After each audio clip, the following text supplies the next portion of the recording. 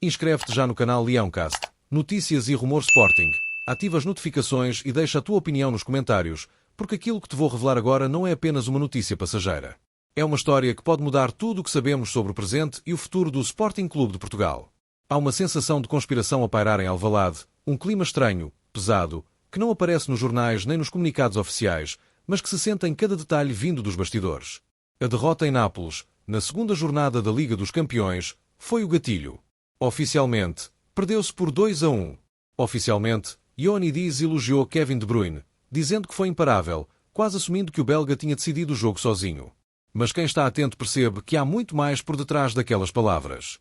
O avançado grego, titular pela primeira vez com a camisola verde e branca na Liga dos Campeões, até tentou mostrar otimismo, mas os olhares e as conversas nos corredores do estádio napolitano revelavam outra coisa: frustração, tensão e até alguma descrença no caminho traçado pela equipa técnica. As minhas fontes garantem-me que aquele balneário saiu dividido. Não em guerra aberta, não em insultos, mas numa espécie de desconfiança silenciosa. Jogadores a questionarem escolhas, a olharem uns para os outros como quem diz: será que este é mesmo o plano certo? A verdade é que, por muito que se elogie a qualidade de De Bruyne, a sensação dentro do plantel foi de que o Sporting não tinha alternativas, não tinha soluções diferentes para virar o jogo. E quando uma equipa sente isso, não é apenas o resultado que pesa. É a confiança que começa a rachar. Enquanto os adeptos discutiam nas redes sociais o mérito de ter Ioannidis como titular, em Nápoles a direção e a equipa técnica enfrentavam a realidade: falta de opções no banco, falta de respostas imediatas e um desgaste psicológico cada vez mais evidente. Rui Manuel Borges tentou segurar o discurso, tentou mostrar serenidade, mas a pressão em cima do treinador aumentou de forma brutal. Alguns dirigentes já falam em momento crítico, outros preferem o silêncio, mas todos sabem que esta derrota deixou marcas que vão muito além dos 3 pontos perdidos. No dia seguinte, a comitiva leonina nem regressou logo a Lisboa. Ficou em Itália, fez treino de recuperação no hotel e os suplentes foram levados para uma sessão intensa nos arredores de Nápoles. Oficialmente, foi apenas mais um dia de trabalho. Extraoficialmente, foi uma medida para manter o grupo isolado, longe da contestação e das perguntas incómodas. A viagem de regresso a Lisboa só aconteceu depois, como se fosse preciso ganhar tempo para reorganizar as ideias. Na Academia Cristiano Ronaldo, em Alcochete, a decisão foi clara: treinos à porta fechada. Nenhum contacto com os adeptos, nenhum sinal para o exterior. O discurso oficial fala de concentração, de foco no próximo jogo. Mas as vozes internas sussurram outra realidade. Jogadores cabisbaixos, reuniões longas e conversas tensas entre equipa técnica e direção. Há até quem fale em divergências subtis entre membros da estrutura sobre como reagir a esta fase. O Sporting está num daqueles momentos em que qualquer passo em falso pode transformar-se numa avalanche. E é aqui que entra o papel dos adeptos. Até agora, muitos ainda olham para esta derrota como um acidente, como algo normal numa Liga dos Campeões exigente. Mas os mais atentos percebem os sinais: o discurso controlado, o silêncio forçado, o excesso de treinos longe das câmaras. Há quem veja nestas escolhas uma estratégia clara de esconder fragilidades internas. Mas será que isso resulta? Ou será que só aumenta a desconfiança? No Leãocast, Notícias e Rumor Sporting, temos acompanhado cada detalhe e o que posso dizer-te é simples: as coisas não estão tão tranquilas como querem fazer parecer. O balneário sente pressão, a direção sente pressão, e até o presidente Frederico Varandas, que sempre procura transmitir estabilidade, já começa a ouvir críticas internas mais duras do que se imagina. O que está em jogo não é apenas um mau resultado.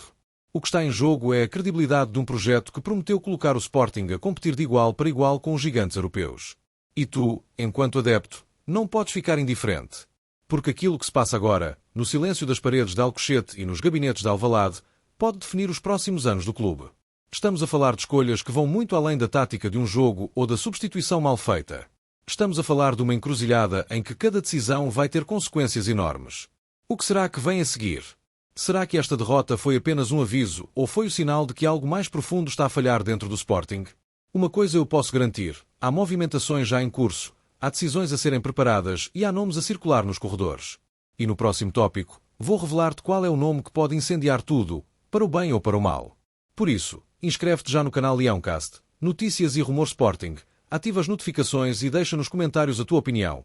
Achas que a derrota em Nápoles foi apenas um tropeço ou acreditas que estamos perante o início de uma crise maior dentro do clube? Chegou o momento que todos esperavam.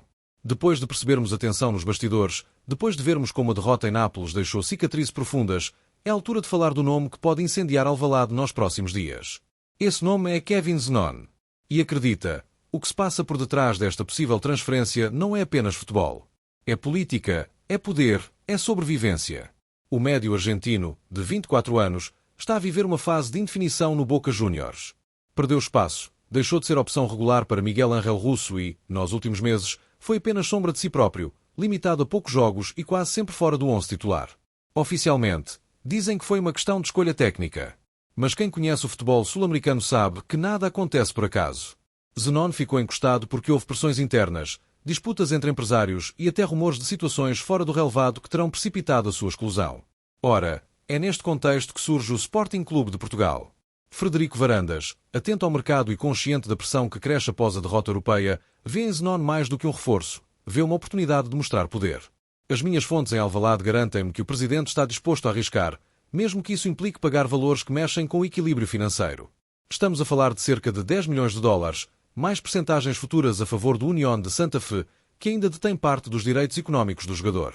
Não é um investimento pequeno. É uma jogada de alto risco. E por que razão este risco está a ser assumido? Porque Rui Manuel Borges acredita que Zenón pode ser a peça que falta no puzzle. A polivalência do argentino, capaz de atuar como médio ofensivo, mas também em funções mais recuadas, encaixa no modelo que o treinador quer implementar. No meio-campo que mostrou fragilidades frente ao Nápoles, Zenón surge como uma espécie de resposta imediata, um nome capaz de oferecer criatividade e chegada à área. Mas atenção, nem todos concordam com esta visão. Há dirigentes que já se mostram desconfortáveis com a forma como este processo está a ser conduzido. Alguns questionam se o investimento não vai contra a tão falada sustentabilidade financeira. Outros lembram que a Academia Cristiano Ronaldo tem jovens prontos para assumir essas funções e que, ao apostar em Zenón, o clube pode estar a bloquear o crescimento dos talentos formados em Alcochete. O debate está aberto e, segundo sei, tem gerado discussões intensas dentro da estrutura leonina. Mas há ainda um detalhe que pouca gente conhece. Esta operação tem um lado político muito forte. Varandas sabe que a contestação vai crescer caso os resultados não apareçam. Ao apresentar Zenón como grande reforço, o presidente ganha margem, cria uma onda de entusiasmo e silencia as críticas pelo menos durante algum tempo. É um movimento calculado, quase um escudo contra a pressão que vem de fora e, sobretudo, contra as dúvidas que já existem dentro. E os jogadores? Como reagem a esta possibilidade? Alguns veem com bons olhos, acreditam que o argentino pode trazer qualidade imediata e ajudar a equipa a competir de igual para igual na Europa. Outros, especialmente os da formação, sentem que esta contratação pode ser mais um obstáculo às suas aspirações. Essa divisão, se não for bem gerida, pode transformar-se numa faísca perigosa dentro do balneário. O mais curioso é que, fora de Portugal, há clubes igualmente interessados. O CSKA Moscovo chegou a apresentar ofertas, que foram recusadas pelo Boca, mas não conseguiu convencer o jogador nem o clube argentino. Agora, com o Sporting em cena, a situação muda de figura. Porque jogar em Alvalade significa estar na Liga dos Campeões, lutar por títulos e, sobretudo, ter a visibilidade que a Europa oferece. Zenón sabe disso, e é por isso que vê o Sporting como a porta ideal para dar o salto na carreira. No entanto, não podemos ignorar o risco. Se Zenón chegar e corresponder, será saudado como um trunfo de mestre. Mas se falhar, a fatura será pesada. Não apenas para o presidente e para o treinador, mas para toda a estrutura que apostou nesta operação. Porque esta transferência não está a ser tratada como uma simples aposta de mercado. Está a ser vista como um símbolo. E símbolos, quando correm mal, deixam cicatrizes profundas. Por isso, adepto leonino, não te deixes enganar pelo brilho das luzes de uma possível apresentação. Pensa no que está em jogo. Pensa na política escondida, nos milhões investidos, na formação que pode perder espaço. Pensa nas divisões internas que já estão a crescer. Kevin Zenón pode ser o herói que falta, mas também pode ser o risco que ninguém quis assumir como responsabilidade. E tu, o que achas? Achas que o Sporting deve avançar com tudo por Kevin Zenón ou acreditas que este investimento pode custar caro ao clube? Deixa já a tua opinião nos comentários, inscreve-te no canal Leoncast, notícias e rumor Sporting e ativa as notificações, porque aquilo que se está a passar em Alvalade pode ser a viragem mais decisiva dos últimos anos.